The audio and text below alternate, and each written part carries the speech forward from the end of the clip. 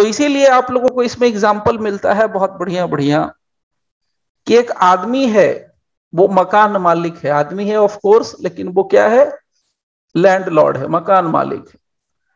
उसके यहां एक टेनेंट रहता है, उसके यहां एक टेनेंट रहता है, और टेनेंट जब से रह रहा है तब तक ठीक था, लेकिन पिछले कुछ सालों से उसने टेनेंसी में रहते हुए, यानी टेनेंट रहते हुए रेंट देना बंद कर दिया है। सो उसने 2018 का रेंट नहीं दिया, 2019 का रेंट नहीं दिया, 2017 का भी रेंट नहीं दिया, 3 सालों का रेंट नहीं दिया, 3 सालों का रेंट नहीं दिया, फिर भी रह रहा था। अब नाउ लैंडलॉर्ड एक लॉ अबाइडिंग सिटीजन है,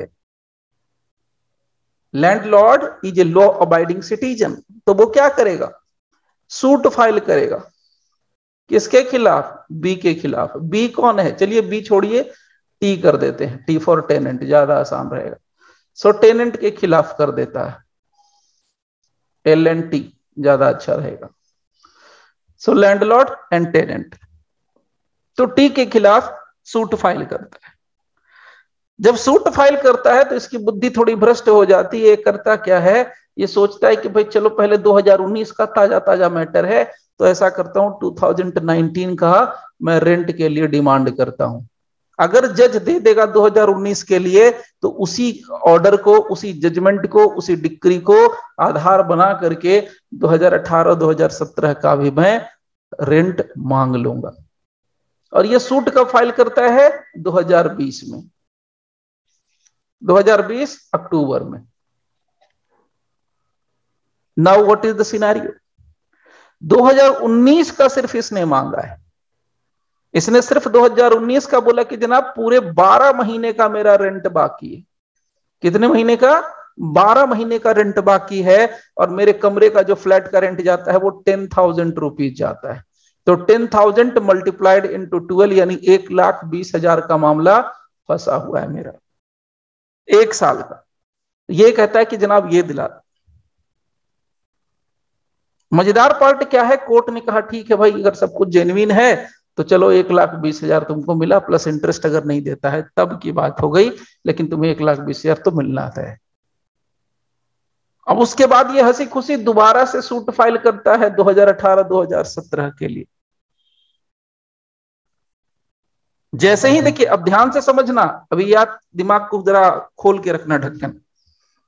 अभी एक सूट फाइल हुआ, ये सूट नंबर 1 है, ये सूट नंबर 1 है। इसमें पार्टी सेम है, मैटर सेम है, टाइटल सेम है। ध्यान से सुनना, कहीं और लेके नहीं जा रहा हूं। मैटर सेम है, पार्टी सेम है, टाइटल सेम है, सब कुछ सेम सेम चल रहा है।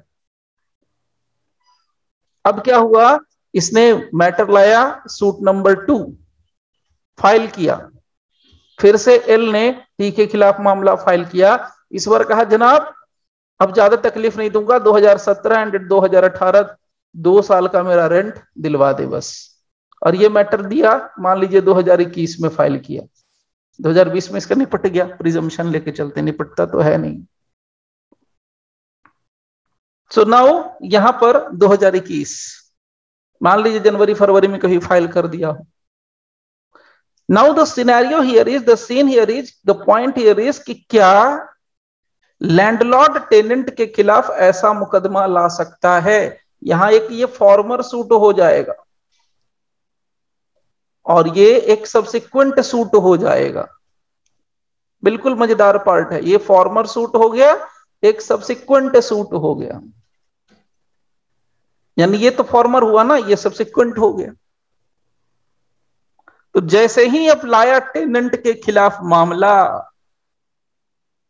टेनेंट ने कोर्ट में कहा जनाब ये सूट नहीं कर सकता है स्टैंड इस कोर्ट में। भाई क्यों नहीं कर सकता है, क्यों नहीं कर सकता है, रीजन क्या है, रीजन है ऑर्डर 2। ऑर्डर 2 में ऐसा क्या है जो कि ये स्टैंड नहीं कर सकता है।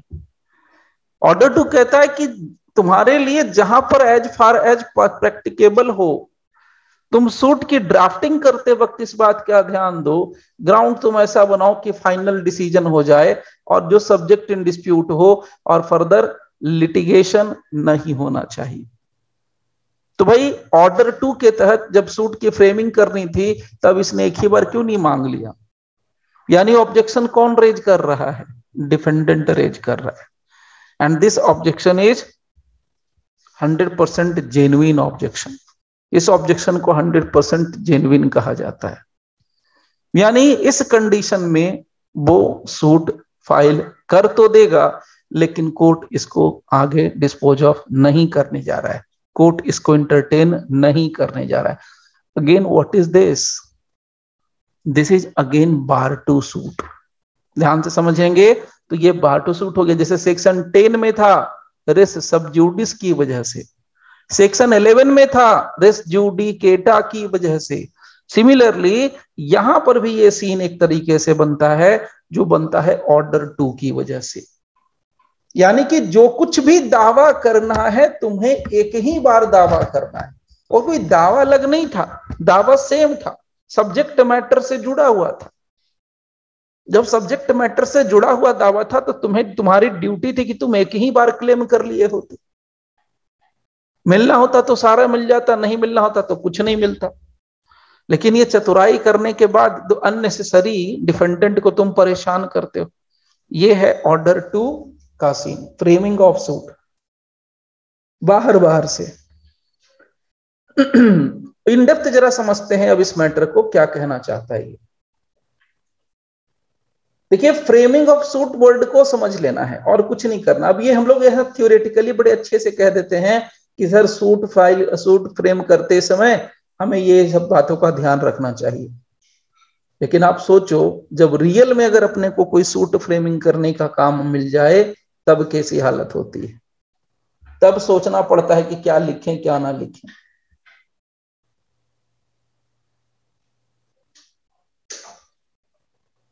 This is the thing we have to consider. वो प्रैक्टिकल में जब हम करते हैं ऐसा तभी हमारे लिए इश्यू बनता है।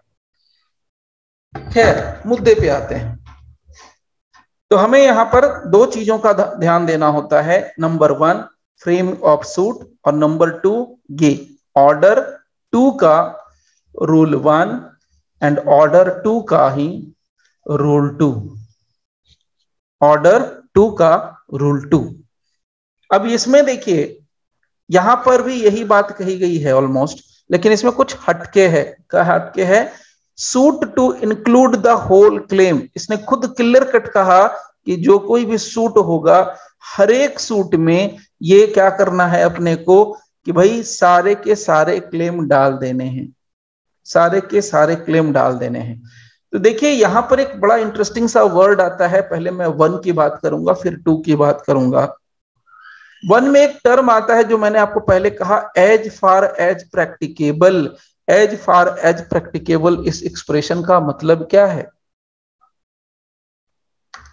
एज फार एज प्रैक्टिकेबल इस एक्सप्रेशन का मतलब होता है, इस टर्म का मतलब होता है कि हर एक सूट के मामले में, हर एक सूट के मामले में in each and every case court इस बात को देखेगा, समझेगा, कंसीडर करेगा कि क्या ये वास्तव में प्रैक्टिकलिटी में ये संभव है कि प्लेंटिफ इन सारे मैटर्स को इकट्ठा एक ही बार ले आ सकता है। हम लोग मैटर का मतलब कॉज ऑफ एक्शन बोलेंगे, टेक्निकली उसको हम लोग कॉज ऑफ एक्शन बोलेंगे।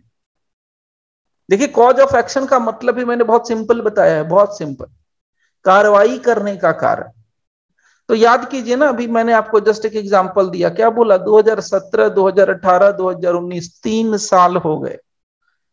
तो 2017 में जैसे ही इसने पूरा रेंट नहीं दिया था तो रेंट नहीं देने की वजह से मकान मालिक के लिए, लैंडलॉर्ड के लिए, ओनर के लिए कार्रवाई करने का कारण था किसके खिलाफ? टेनेंट के खिलाफ। सिमिलरली 2018 में भी टेनेंट के अगेंस्ट कॉज ऑफ एक्शन बनता था रेंट रिकवरी के पॉइंट पर। उसी तरीके से 2019 में भी कॉज ऑफ एक्शन बनता था टेनेंट के अगेंस्ट रेंट रिकवरी के लिए। यानी कार्रवाई का कारण था भाई, सामने वाला जब पेमेंट दे नहीं रहा, सामने वाले ने कमिटमेंट किया था कि भाई तुमको 10,000 रुपया पर मंथ दे देंगे, तो सामने वाला जब बात को तोड़ रहा है, बात को पीछे हट रहा है, ब्रीच कर रहा है, ब्रीच ऑफ अग्रीमेंट कर रहा है, तो उससे एक पार्टी को लॉस हो रहा है। तो जिसको लॉस हो रहा है वो है मकान मालिक, तो उसके पास रेमेडी क्या है, वो कोर्ट में जाए और फिर उसके लिए जस्टिस मांगे अपने पॉइंट से। जस्टिस मांगने का एक तरीका है, तरीका यह है कि जो भी आपका दावा है सारा दावा इकट्ठे कर दो, अलग अलग से मत करो, अलग अलग से दावा नहीं करना, एक ही बार करना है। और ये लॉ जिसने बनाया वो है इंडियन गवर्नमेंट, सरकार का बहुत सिंपल, यानी लेजिस्लेचर का एक बहुत सिंपल इंटेंशन था इसके पीछे, बहुत सिंपल इंटेंशन था लेजिस्लेचर का इसके पीछे कि जहां तक पॉसिबल हो सके सारे मैटर्स इन डिस्प्यूट को एक ही में खत्म कर देना है, दूसरा कोई मैटर नहीं लाना है। ये मेन मोटो था यहां पर लेजिस्लेचर का। Now coming to the next, this is sub rule 2, order 2, rule 1, sub rule 2, sorry rule 1, rule 2, सब rule 2, this is sub rule 2 and सब रूल 3। ऐसे कंफ्यूजन होते रहा करेंगे, लेकिन इसको धीरे धीरे हम लोग ओवरकम कर लेंगे। So now suit to include the whole claim, तो इसमें अपने को कुछ नहीं करना है, यहां पर दो चीजें हैं, सिर्फ दो चीजें। At the time of framing of the suit, एक प्लेंटिफ को क्या करना चाहिए और प्लेंटिफ को क्या नहीं करना चाहिए, प्लेंटिफ क्या कर सकता है, क्या नहीं कर सकता है, this is the point which is discussed in this rule 2 में यही कहा गया है। अब इसमें साफ साफ कहा है कि इंक्लूड कर देना है उन सारे क्लेम को जो प्लेंटिफ, जिसके लिए प्लेंटिफ इंटाइटल्ड होता है इन respect of the cause of action.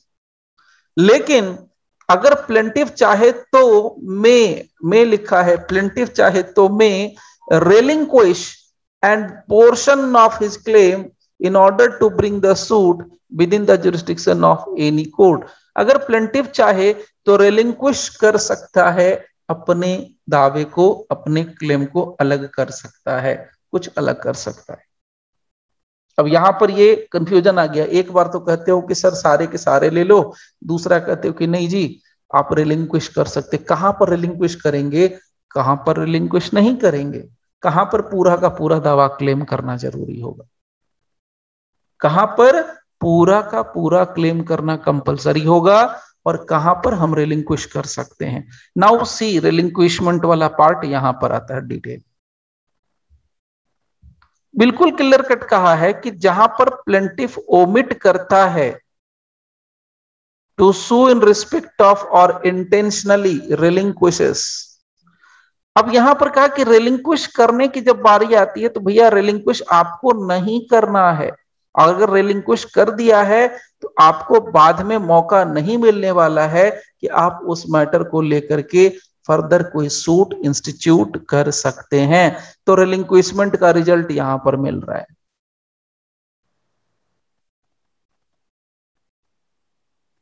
Confusion है, बहुत घोर कंफ्यूजन है, बड़ा कंफ्यूजन है। एक बार कहते हैं सर कि रिलिंक्विश कर दो, दूसरी बार कहते हैं कि नहीं करो। चल क्या रहा है, रिलिंक्विशमेंट करना है कि नहीं करना है? क्योंकि रिलिंक्विशमेंट अगर हम करते हैं पार्ट ऑफ क्लेम का, रिलिंक्विशमेंट का भी जस्ट एग्जांपल दिया 2017, 18, 19। क्या किया, अपनी मर्जी से 2017, 2018 छोड़ दिया।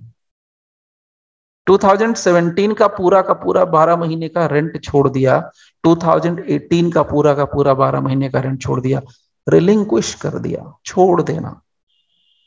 सो where a plaintiff omits to sue in respect of और intentionally relinquishes any portion of his claim, portion है ना भाई, पोर्शन ही कहा जाएगा ना।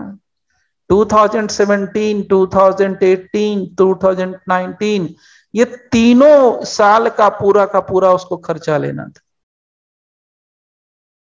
लेकिन अब उसने क्या किया, एक पोर्शन को लिया और इस पोर्शन को छोड़ दिया। इस पोर्शन को रिलिंक्विश कर दिया। बिल्कुल आराम से समझिए, अपनी इच्छा से कर दिया, सो ही रिलिंक्विश्ड। तो प्लेंटिफ ने क्या कर दिया, मकान मालिक ने क्या कर दिया, रिलिंक्विश किया इंटेंशनली एनी पोर्शन, पोर्शन हिस्सा 2017-18 एक पोर्शन हो गया, 19 एक पोर्शन हो गया। अब उसको फर्दर मौका नहीं मिलेगा to sue in respect of the portion so omitted और रिलिंक्विश। जिस पोर्शन को छोड़ दिया उस पोर्शन पर दोबारा से केस फाइल करने का मौका नहीं मिलेगा। दूसरी चीज पर केस फाइल कर सकता है, दूसरे मैटर को ला सकता है, लेकिन जिस सूट की बात हम कर रहे हैं उस सूट के किसी पर्टिकुलर पोर्शन को कवर करने के लिए नहीं ला सकता है। थोड़ा टेक्निकल है, आराम से सुनना और समझने की कोशिश करना। सीपीसी कहता है, ऑर्डर 2 कहता है कि जहां पर आप कॉज, देखिए टेक्निकल टर्म मैं इस्तेमाल कर रहा हूं, जहां पर आप कॉज ऑफ एक्शन को जोड़ के ला सकते हो, सिंपल भाषा में बात करें, जहां पर आप 3 साल का आप एक ही बार किराया मांग सकते थे, 3 साल का टुगेदर एक साथ, आपने नहीं मांगा, आपने 3, चलिए 4 साल कर देते हैं, 16, 17, 18 और 19, 2016, 2017, 2018 और 2019 4 साल हो गए। तो 4 साल का किराए की बात थी, 4 साल से किराया नहीं मिला, 2 साल का लिया, 2 साल का छोड़ दिया, रिलिंक्विश कर दिया। सूट तो एक ही है ना। देखिए मैटर क्या है, सब्जेक्ट मैटर क्या है, what is the subject matter, ये बहुत लोग नहीं पहचान पाते हैं सीपीसी के अंदर। What is the subject matter? Subject, देखिए प्रोसीजरल लॉ है, बार बार कह रहा हूं, प्रोसीजर का मतलब कुछ नहीं होता। देखिए मैं एक बार फिर से रिपीट कर रहा हूं, प्रोसीजर का मतलब कुछ नहीं होता फ्रेंड्स, बस इतना होता है इसके बाद क्या, इसके बाद क्या, इसके बाद क्या। प्रोसीजर एक जर्नी की तरह होता है, चाहे वो सीपीसी हो चाहे वो सीआरपीसी हो, प्रोसीजर एक जर्नी की तरह होता है। आपने अगर मान लीजिए दिल्ली से ट्रेन पकड़ी है तो आपका ट्रेन एक पर्टिकुलर स्टेशन से होके गुजरेगा ही गुजरेगा, यूपी से है तो यूपी से कट के गुजरेगा ही गुजरेगा, जम्मू है तो जम्मू के एक पर्टिकुलर स्टॉप आएगा ही आएगा, उसके बाद ही कुछ होगा, उसके बाद ही कुछ आएगा। यानी अगर आप दिल्ली से निकल रहे हैं तो भाई आपको कानपुर मिलेगा, ये मिलेगा, वो मिलेगा, एक स्टॉप मिलेगा ही मिलेगा। दिल्ली छोड़ दिया, चलिए अगला स्टॉप क्या है, कानपुर, तो चलिए दिल्ली से कानपुर जाना है, कानपुर के बाद अगला स्टॉप क्या आएगा, वो प्रोसीजर यही कहता है। अच्छा, आज पहले क्या किया आपने, सूट फाइल कर दिया। सूट कैसे फाइल किया आपने, फर्स्ट स्टेप क्या लिया, प्रेजेंटेशन ऑफ प्लेंट। आपने सबसे पहले क्या कर दिया, प्लेंट को प्रेजेंट कर दिया, पहला स्टॉप खत्म, दूसरा स्टॉप शुरू, दूसरा स्टॉप आने वाला। अच्छा क्या होगा कल सर, तो कल क्या होगा, जज साहब बैठेंगे, वो मैटर को देखेंगे, अगर उनको सही लगेगा, हमारी बात सही लगेगी, एडमिट हो जाएगा। सेकंड स्टॉप, सेकंड पॉइंट खत्म, प्रोसीजर का दूसरा पार्ट। यहां पर 2 चीजें हो सकती हैं, अगर जज साहब को पसंद नहीं आया तब क्या करेंगे, प्रोसीजर क्या कहता है, what is the procedure, simple भाषा में बात करो। और जज साहब ने हाँ बोल दिया तब क्या होगा, प्रोसीजर। अगर जज साहब ने हाँ कह दिया, सिविल जज ने हाँ कह दिया, तो भाई सम्मन भेज देंगे। और अगर जज साहब ने कहा कि नहीं नहीं तुम्हारे सूट में दम नहीं है, हम तो यार डिसमिस करते हैं, रिजेक्ट करते हैं, या प्लेंट रिटर्न करते हैं, तुम अप्रोप्रिएट अथॉरिटी में जाओ, तो फिर अप्रोप्रिएट अथॉरिटी में जाएंगे, अप्रोप्रिएट कोर्ट में जाएंगे। तो एक स्टेप बाय स्टेप है, तो बस यहां पर उसी स्टेप को फॉलो करिए। अब जरा आते हैं अपने ही मुद्दे से जुड़ा हुआ है मैटर। यहां पर हमारा सब्जेक्ट मैटर क्या है, यहां पर प्लेंटिफ आपके पास आता है, फोन करके बोलता है जनाब वकील साहब मेरे को ये समस्या है, 4 साल से रेंट नहीं दिया है मेरे किराएदार ने। This is the subject matter, पहचानने में आपको दिक्कत नहीं हो रही, this is the subject matter, बहुत इजी लग रहा है। लेकिन अगर एक महिला आपको फोन करके बोलती है कि मेरा पति मेरे को खर्चा पानी नहीं देता है, पीटता है, क्या बोलती है, खर्चा पानी नहीं देता है, सिंपल भाषा में पीटता भी है, बेटे के स्कूल फीस नहीं भरता,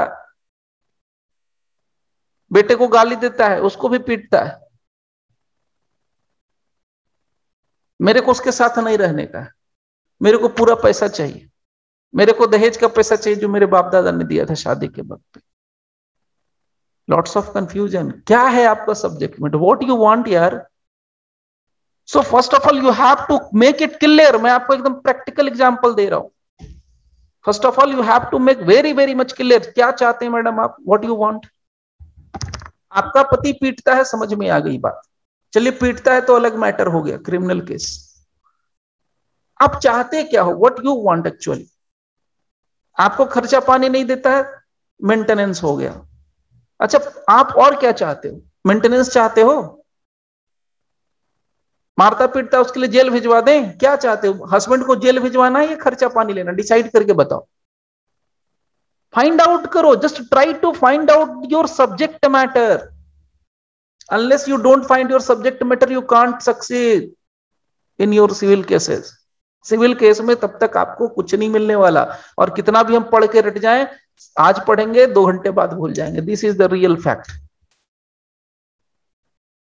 तो उसके लिए मैं कहानी पे बता रहा हूं, लिंक करके बता रहा हूं इस चीज को। नाउ अब आपने महिला से क्लियर कट कर लिया कि देखो भाई तुम्हारा पति है, यहां पर कोर्ट में मोशन चलता है, इमोशन नहीं चलता है। कोर्ट में मोशन से बात होगी, इमोशन से बात नहीं होगी। जज को कोई इंटरेस्ट नहीं है कि तुम्हारे हस्बैंड बहुत अच्छे थे at the time of marriage, after the time of marriage ये चुड़ैल की एंट्री हो गई, उस डायन की एंट्री हो गई। बहुत सारी ऐसी बातें बोलती हैं महिलाएं, आपका बोलेगा क्लाइंट इस तरीके से। आपको क्या चाहिए, क्लियर बता दो। अब उसने सोचना शुरू कर दिया, बोले उसमें मेरा, अब उसको कंफ्यूजन है, उस महिला को कंफ्यूजन है, क्या करना चाहिए वकील साहब। अब आप उसको सजेस्ट करने वाले हैं, you are going to suggest him, you are going to suggest. तो उसमें क्या करना है भाई, क्या करोगे। एक ऑप्शन ये है, आप पहले सोच लो कि आपको पति के साथ रहना है कि नहीं रहना है। नंबर 1, नहीं रहना है तो फिर डिवोर्स दिलाएंगे हमेशा के लिए आप पति से अलग। नंबर 2, अगर आपको नहीं रहना है तो ठीक है, आपको पैसा चाहिए क्या, लमसम अमाउंट पूरा चाहिए या मंथली में चाहिए, वन टाइम चाहिए, परमानेंटली, या थोड़ा थोड़ा करके हिस्सा चाहिए, वो डिसाइड करके बताइए। अब ये दोनों चीजें क्लियर कर लेगी, फिर आपका केस क्रिस्टल क्लियर, फिर आपको सब्जेक्ट मैटर मिलेगा। अच्छा महिला डिवोर्स मांगती है तो डिवोर्स मांगती है, डिवोर्स चाहती है तो आप डिवोर्स का ग्राउंड ढूंढोगे उसके लिए।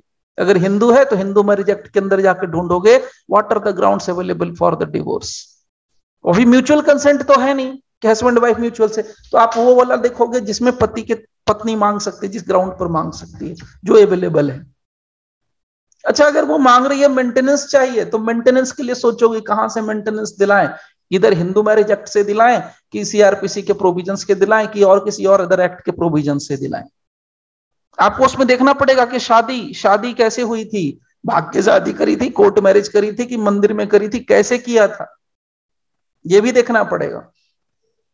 क्योंकि भाई भाग के शादी करी या कोर्ट में शादी करी तो हिंदू मैरिज एक्ट नहीं हुआ, स्पेशल मैरिज एक्ट लग गया, स्पेशल मैरिज एक्ट लग गया। तो भाई देखो स्पेशल मैरिज एक्ट में क्या प्रोविजन है, हिंदू मैरिज एक्ट में क्या प्रोविजन है। So just try to find out this subject matter. अब यहां पर कहता है, यहां पर बहुत सिंपल कहता है कि जब आप सब्जेक्ट मैटर की पहचान करते हो तो आपको यह देखना है कि कोई सब्जेक्ट मैटर छूट ना जाए। आप जब पहचान करते हो तो यह सोच लो कि कोई जितना ज्यादा से ज्यादा व्यवहारिकता में हम सब्जेक्ट मैटर को ले सकते हैं, जिसको टेक्निकली ये कॉज ऑफ एक्शन बोलता है। कॉज ऑफ एक्शन देखिए, मेंटेनेंस खर्चा पानी नहीं देता है बीबी को तो कॉज ऑफ एक्शन निकल गया, पिटीशन फाइल करने का कारण बन गया। खर्चा पानी नहीं देता है तो मेंटेनेंस पिटीशन एक कारण बना ना, कॉज ऑफ एक्शन। घर में किसी और दूसरी लड़की को ला करके रखा हुआ है, दूसरी शादी करके ले आया है, कहता है कि वो शादी करके रखा है उसको लेके आया है। तो अब बोलते हैं ना, कहावत है कि भाई एक म्यान में 2 तलवारें रहेंगी, 2 औरतें साथ में नहीं रह सकती। तो अभी आपके पास दूसरी चीज आ गई। अब वो जब एक ही घर में 2 बीबियां नहीं रह सकती हैं, इसका मतलब उसको अलग करना होगा, तो यानी डिवोर्स चाहिए। तो आपको दूसरा सब्जेक्ट मैटर मिल गया, डिवोर्स। खर्चा पानी भी नहीं देता है, मेंटेनेंस, दूसरा मिल गया डिवोर्स, 2 चीजें मिल गई आपको। तो now the point here is, मेरा सीधा क्वेश्चन यहां पर है आप लोगों के लिए, और सोचो क्वेश्चन क्या, आप आंसर भी सोचो। क्या हम इन 2 चीजों को मिला करके एक केस के अंदर फिट कर सकते हैं? एक ही सूट में हम बोल सकते हैं जनाब इनको खर्चा पानी भी चाहिए, इनको डिवोर्स भी चाहिए, या इसके लिए 2 अलग अलग सूट फाइल करना पड़ेगा? This is order two. Different suit sir. This is order two. क्या हमें मेंटेनेंस के लिए एक सूट फाइल करनी चाहिए अलग से? एडवोकेट क्या करते हैं, चलो फीस बनेगी, 2 अलग अलग केस हैं। अरे what is the legal provision? Advocate ऐसा कर सकता है फीस के लिए, मान लेते हैं थोड़ी देर के लिए, भाई मेरी बातों पर कभी कभी लोग ऑब्जेक्शन भी ले लेते हैं, कुछ लोग फोन करके बोलते हैं सर आपने एडवोकेट के लिए ऐसा कैसे बोल दिया, लोग कॉल बैक करते हैं वीडियो सुनने के बाद। लेकिन मैं सारे एडवोकेट के लिए नहीं कह रहा हूं, जो ऐसा करते हैं उनके लिए कह रहा हूं। हम लोग भी उसी बिरादरी से लोग जुड़े हुए लोग हैं, एवरीवन। मेरा यहां कहना है कि एक जज के लिए यहां पर सोचना होता है कि क्या यहां पर दो मैटर है, दोनों मैटर को एक सूट के अंदर हम फीड करके एक ही सूट के अंदर डिस्पोज ऑफ कर सकते हैं या नहीं कर सकते हैं? अगर कर सकते हैं तो बहुत अच्छी बात है, और अगर नहीं कर सकते हैं तो भी अच्छी बात है।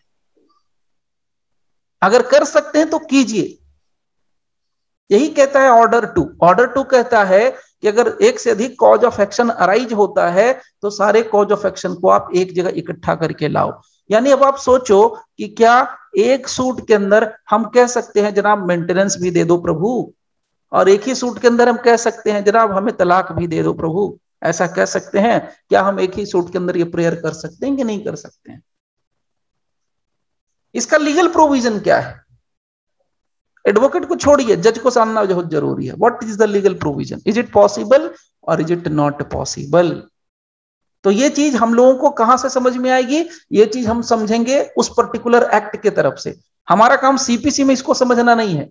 सीपीसी बस इतना कहता है कि तुम अपने कंसर्न एक्ट से देख के समझो कि तुम फाइल कर सकते हो कि नहीं। अगर फाइल कर सकते हो दोनों केसेस को एक ही सूट के अंदर, दोनों मैटर को एक ही सूट के अंदर ला सकते हो, तो बिंदास फाइल करो। सीपीसी बस इतना कहता है। सीपीसी को बस इतना ही लेना देना है कि 2 अलग अलग मैटर है, कि 2 सिमिलर मैटर है, अगर उसको आप मिला के फाइल कर सकते हो तो कर दो, नहीं है तो मत करो। बस इतने से मतलब है। सीपीसी थोड़े जाएगा हिंदू मैरिज एक्ट पढ़ने के लिए, और सीपीसी जाएगा सीआरपीसी पढ़ने के लिए, और सेक्शन 24, 26 ये सब करने थोड़े जाएगा सीपीसी। सीपीसी को इससे मतलब नहीं है, सीपीसी को प्रोसीजर बताना है। इसे ये है ना, सिर्फ टॉर्च दिखाता है, लाइट दिखाता है, इसके बाद ये, इसके बाद ये, इसके बाद ये, इसके बाद ये। तो अब आई होप कि आप समझ रहे होंगे कि ऑर्डर टू क्या कह रहा है। तो अब आते हैं अपने उसी ओरिजिनल एग्जाम्पल पे। तो जैसे आपको 2 मैटर मिला करके एक सूट फाइल करना था, तो वैसे ही जो जज होते हैं जिनका दिमाग में कॉन्सेप्ट बहुत क्लियर होता है सीपीसी को लेकर के, वो पट से समझ जाते हैं कि ये जो प्लेंटिफ है या तो जानबूझ के बदमाशी कर रहा है या तो बेवकूफी कर रहा है, जो दोनों में से कुछ एक रीजन हो सकता है, या तो इसके लॉयर ने सही इसको एडवाइस नहीं किया है। लेकिन अब एक जज होने के नाते आप उसको एडवाइस कर सकते हैं, बोल सकते हैं, कोई मनाही नहीं है, but it is not your duty. Let me tell you frankly, this is not your duty. Technically, legally it is not your duty. अब मैं क्या कह रहा हूं कि अब आप क्या देखोगे कि 4 साल का किराया बाकी है, लेकिन वो सिर्फ 2 साल का मांगता है।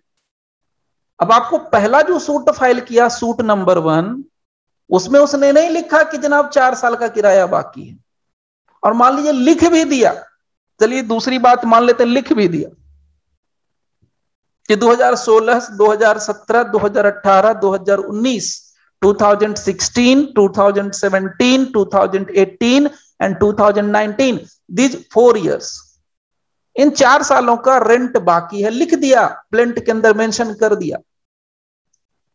अब प्रेयर पोर्शन में जाके आपको देखना चाहिए प्रेयर पोर्शन में क्या मांग रहा है। प्रेयर पोर्शन में तो कह रहा है कि जनाब 2 साल का मेरे को रेंट दे दो बस। तो अगर प्रेयर पोर्शन में कहता है कि 2 साल का रेंट दे दो, तो आप 2 साल के रेंट के लिए ही उसको जजमेंट ऑर्डर डिक्री पास करके दोगे। This is your duty. हालांकि आप उसके एडवोकेट को बोल सकते हो, पार्टी को बोल सकते हो, भाई गधे हो क्या, बेवकूफ हो क्या?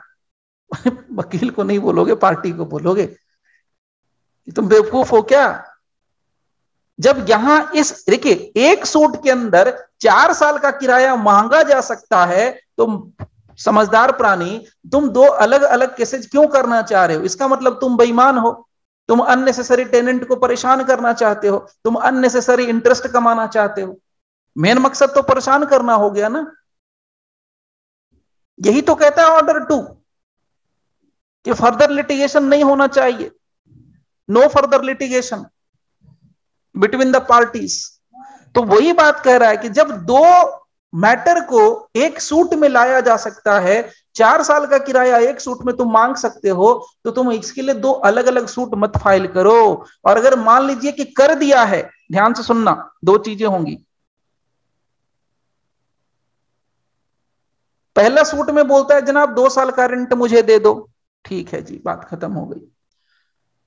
उसके कुछ समय के बाद दूसरा सूट फाइल करता है और डिफेंडेंट इस बात को शो कर देता है, किराएदार इस बात को शो कर देता है कि जनाब 2 साल का किराया मैंने पहले दे दिया था, अब ये 2 साल का किराया नहीं मांग सकता है, इसको 4 साल का किराया चाहिए था, तो 4 साल का रेंट जो है पहले ही सूट में मांगना चाहिए था। ये तो अननेसेसरी मेरे को हैरास कर रहा है। आप उस समय जज नहीं है, कोई दूसरा जज हो सकता है, या आप अभी 2nd नंबर के जज हो गए, यानी आपके पास वो सूट आ गया, 2nd नंबर का सूट आ गया, या आप ही के पास दोनों सूट आ गया, ये भी सिनेरियो हो सकता है। आप ही वो जज हैं जो सूट नंबर 1 को भी डिस्पोज ऑफ कर रहे हैं, आप ही वो जज हैं जो 2nd नंबर सूट को भी डिस्पोज ऑफ कर रहे हैं, या आप जो है 2nd नंबर सूट को डिस्पोज ऑफ कर रहे हैं। तो अब आप क्या देखेंगे? Prayer portion. प्रेयर पोर्शन में क्या लिखा है? फिर मांग रहा है 2 साल का। अब की बार नहीं देंगे 2 साल का, अब की बार जो डायलॉग है ना, अब की बार मोदी सरकार, ये बार नहीं करेंगे, अब की बार फिर दे दो सरकार, ये नहीं करेंगे। क्यों नहीं करेंगे? ऑर्डर 2 बाहर कर रहा है आपको। आपके दिमाग में बहुत साफ साफ क्लियर कॉन्सेप्ट है कि 4 साल का रेंट एक बार मांगा जा सकता है। इसी को कहा गया है इस टर्म के अंदर, जो मैं आपको इतने देर से समझाने की कोशिश कर रहा था, वो है एज फार एज प्रैक्टिकेबल। तो ये प्रैक्टिकेबल है प्रभु, ये प्रैक्टिकेबल है। डिवोर्स और मारपीट 2 अलग अलग चीजें हैं, हम दोनों को एक साथ इकट्ठा नहीं कर सकते। डिवोर्स और मारपीट 2 अलग अलग चीजें हैं, दोनों को इकट्ठा नहीं कर सकते हैं। लेकिन मारपीट से जो कॉम्पनसेशन होता है, मारपीट के लिए जो कॉम्पनसेशन होगा, वो कॉम्पनसेशन मांग सकते हैं, उसको हम ऐड कर सकते हैं। तो क्या ऐड करना है, क्या ऐड नहीं करना है, यही आपको देखना होता है अपने कंसर्न्ड लॉ के साथ। ये तो बस कहेगा कि ऐड कर लो, अगर ऐड होता है तो ऐड कर लो। CPC is just like a procedure, just like a procedure नहीं कह सकते, जस्ट लाइक यू नो कि एक गाइड की तरह काम करता है, कि आपको बस गाइड कर रहा है, ये करो ये करो ये करो, इसके बाद ये आएगा ये आएगा ये आएगा। ठीक है, तो ये बात अभी समझ गए होंगे। तो सबसे जरूरी चीज आपको बताई मैंने। अब यहां पर एक सिनेरियो तो मैंने बता दिया कि जहां पर 4 साल का किराया मांगा जा सकता है, ऐड करके मांग लेता, नहीं मांगा तो गड़बड़ हो गई। लेकिन अब जहां पर नहीं हो सकता है, तो कहता है कि वहां पर क्लेम को स्प्लिट कर दो, स्प्लिट, क्लेम को स्प्लिट कर देना। ये ऑर्डर 2 रूल 2 में प्रोविजन है, splitting of claim. Splitting of claim का मतलब होता है कि दावा को, जो भी दावा है उसको स्प्लिट कर देना, बांट देना, तोड़ देना।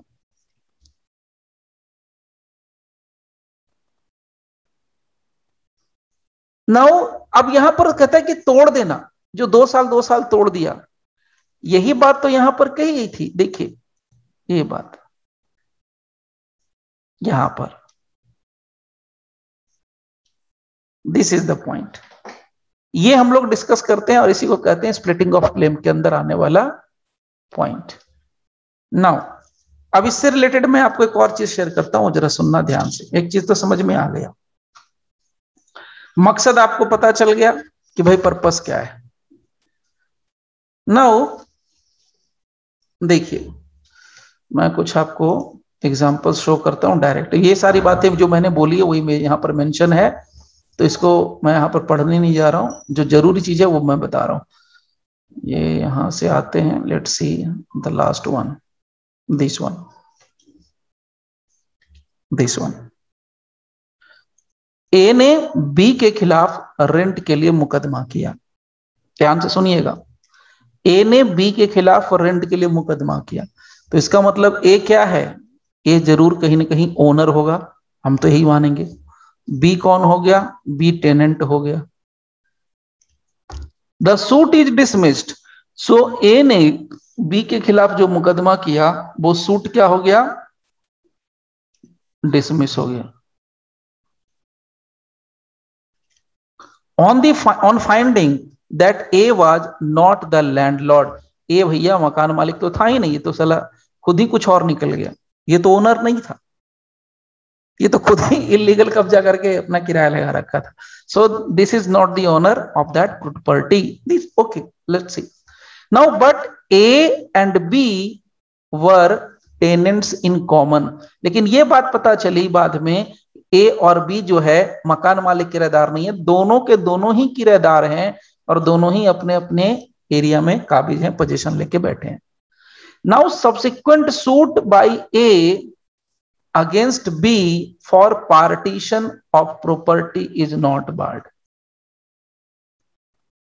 यहां पर क्या है? पार्टीशन ऑफ प्रॉपर्टी के लिए अगर कोई सूट लाते हैं तो वो सूट बार नहीं होगा। इसी तरीके से अगर आप ये वाला सूट, ये वाला एग्जांपल भी देखेंगे तो इसमें भी वही कहानी है। यहां भी ए ने बी के खिलाफ सूट फाइल किया, किस बात के लिए? फॉर पोजीशन, कि भैया alleging that B is tenant in arrear. Tenant in arrear का मतलब है कि भाई किराएदार है और उसके पास बहुत सारा पैसा मेरा बाकी है। सूट डिसमिस हो गया ऑन द ग्राउंड कि बी जो है टेनेंट नहीं है, मॉर्टगेजी इन पोजीशन है, मॉर्टगेजी है। नाउ ए जो है सब्सिक्वेंट सूट अगर फाइल करेगा रिडेम्पशन के लिए तो वो बार नहीं होगा। रिडेम्पशन मतलब जब पूरा जो लोन का पैसा चुका देता है तो अपनी संपत्ति को वापस लेने के लिए सूट फाइल करना, दैट इज रिडेम्पशन। सिंपल भाषा में समझिए तो यही रिडेम्पशन है। यानी देखिए जब क्या होता है कि मान लीजिए किसी को पैसे की बड़ी सख्त जरूरत है, उसके पास कैश नहीं है, 50 लाख चाहिए, तो उसने क्या किया? 1 करोड़ की प्रॉपर्टी जाके गिरवी रख दी, मोर्टगेज कर दिया। मोर्टगेज कर दिया, 50 लाख रुपया वो चुका देता है, 50 लाख रुपीज पूरा पे कर देता है। तो पे करने के बाद अब जिसको प्रॉपर्टी दिया था वो तो मॉर्टगेजी हो गया, मॉर्टगेजी, और जो क्या बोलते हैं जो दे रहा था वो था मॉर्टगेजर। तो मॉर्टगेजर है, अब चाहेगा कि भाई मैंने 50 लाख दे दिया, तुमने जो इंटरेस्ट मांगा वो भी दे दिया, तो अब मेरी ये 1 करोड़ की प्रॉपर्टी मेरे को वापस करो। नहीं करेगा तो फिर सूट फाइल करेगा। This is simple. तो यहां पर क्या कहा गया कि भाई यहां पर सूट, यहां पर इसका बाहर नहीं होगा।